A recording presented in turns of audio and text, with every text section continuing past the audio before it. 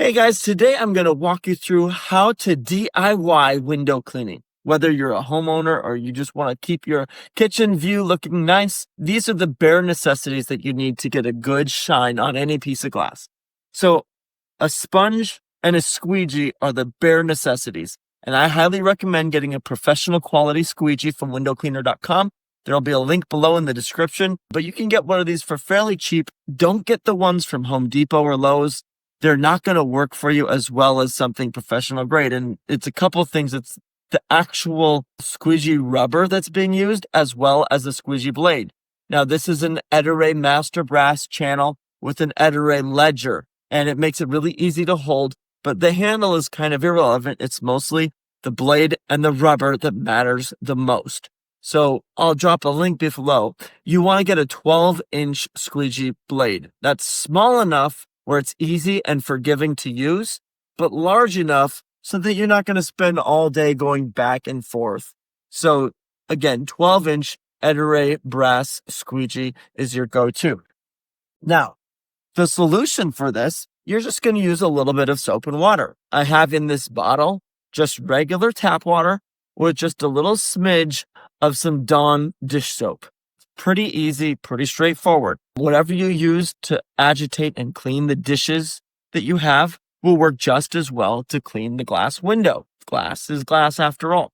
Now, a lot of times us pros will use a different type of a soap, just ever so slightly different, that will help to fight the grime that might be found in the glass. You have a lot more carbon deposit than you'd have on your food, and so it can eat away at the carbon that's on the exterior of the glass in particular. So having said that, many, maybe even the majority of window cleaners that are professionals will still use Dawn dish soap, at least from time to time. So you can either wet your sponge, get it nice and soaked, and put a dollop of Dawn dish soap. You don't need very much. And you can just go directly to the glass and begin scrubbing. Alternatively, you can use a dry scrub and spray. I just have a simple bottle that you can pick up at a local hardware store. It doesn't have to be anything fancy, but I do really like these ones that are made by Ecolab. It's sold at Home Depot. But again, any spray bottle will do. You could also use just a normal bottle with a little bit of soap in it and apply that and just rinse the window with it. But we can spray the glass and it can...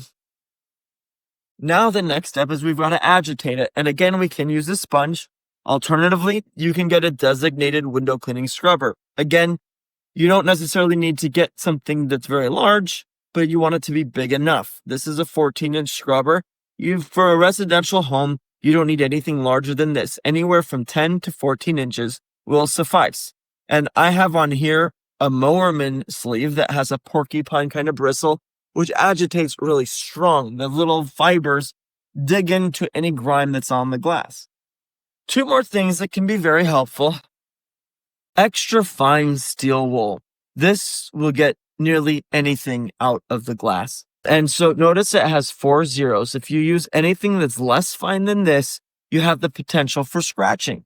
And you got to make sure that your steel wool pad is both clean and dry, full of rust.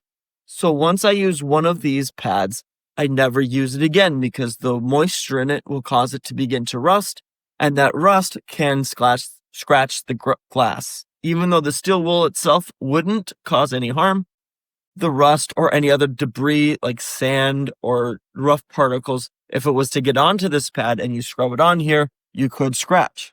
So having said that, I use this for really grimy things, whether it's pollen or maybe it's a kitchen window next to a sink and there's some type of a food splatter on there. This will get nearly everything off. It'll even work oftentimes for paint and other difficult substances, and also including hard water stains. This, with a little bit of dish soap and water, can get you a long ways. So I'm going to, for this window, just use this Scrub Daddy pad. I'll scrub it real good. I start with the perimeter and work my way in just as if I was coloring a coloring book.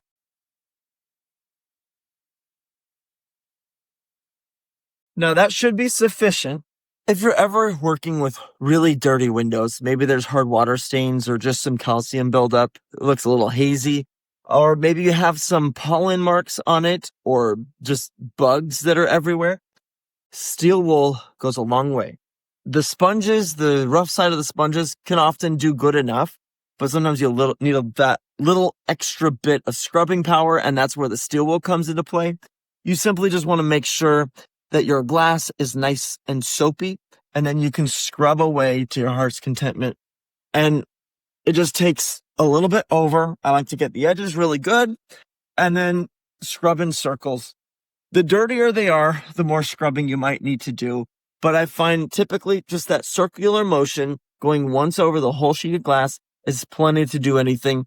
And if you ever need to deal afterwards, just use another pad that's dry and clean, and you can touch up little details without even having to wash the window again. Can actually buff out a lot of things. You just have to be careful because the steel wool fibers can rust. And so if they fall to the ground or fall to the sill, you need to make sure that you wipe it up so that it doesn't stay there and begin to rust over time.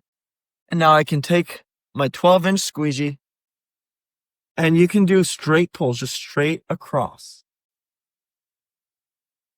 Just a side note, make sure that you wipe the blade clean after each swipe. Sometimes a little bead of water on the top and possibly a bead of water on the side. And we'll get to that soon. But another straight pull. The key with this is you want to make sure that as you pull the squeegee across, you want the top blade to be offset a little bit ahead of the bottom blade. Whichever side is dragging first is going to push the water the opposite direction. So if I was to lead with the bottom blade and pull across, the water will channel up towards the other edge and leave a line of water up here. So I want to make sure that when I pull, I do the opposite. I want to keep the top edge leading, and now all the water will be pushed down towards the bottom. So now I've squeegeed it clean, and I need to detail the window. And so I use two types of rags. This is just your standard microfiber rag. This will work great for wiping down the sills and getting all of the sloppy water away. I can wipe the frames and give it a good scrub if I need to, if it's grimy. But when it comes to getting the bead of water on the edge of the glass, it's less than ideal. You want to use something that doesn't carry lint. This carries a lot of lint. So you can use something that's 100% cotton, something like recycled surgical towels, or anything else that you might have laying around in your home that is also 100% cotton. And oftentimes you'll have kitchen towels that you use already that will work much better than a typical microfiber rag. And I know Costco sells those yellow ones, and while they're very absorbent with liquid, they're not very good at detailing because they'll leave little stripes of lint and dirty water. What I like to use is these nice fish scale towels, and they have extra absorption powers and they don't leave any lint behind. So I can take this and wipe straight across, and it gets all of the liquid without leaving any smears. I can also take a dry section of this, and if there's any parts where you can't really see it very well, but if there's a little speck, I can buff it out and it'll leave it completely spotless. So these are fantastic. They have good scrubbing power. You can use them in other parts of your kitchen as well, so it's a worthy investment. But otherwise, just make sure that your towel that you're using is 100% cotton. There's no lint on it. It's clean and it's dry. Now, the next step is going to be cleaning the windowsills. Any more questions? You guys go feel free to comment below. Otherwise, I'll see you in the next video.